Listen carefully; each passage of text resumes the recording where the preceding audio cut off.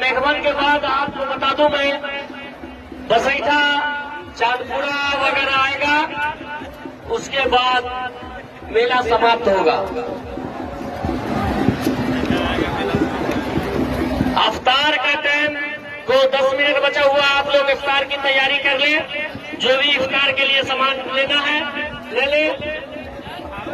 मेघवन को जगह दिया जाए, मलकाना मेघवन को जगह दिया जाए,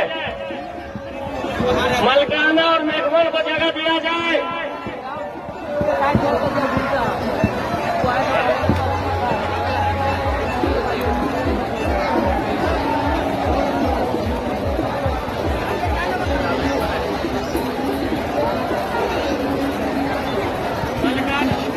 मलकाना और मेघवन को जगह दिया जाए। बहुत काफी भीड़ मेला में देखने को मिल रहा है, और जितना भीड़ है उससे ज्यादा लोग शांति व्यवस्था बनाए हुए हैं। जितना भीड़ देखने को मिल रहा है उससे ज्यादा आपको शांति व्यवस्था देखने को मिल रहा है। बहुत अच्छा इस बार का मेला देखने को मिल रहा है। आप लोगों का बहुत बहुत शुक्रिया, बहुत बहुत शुक्रिया शांति बनाने के लिए।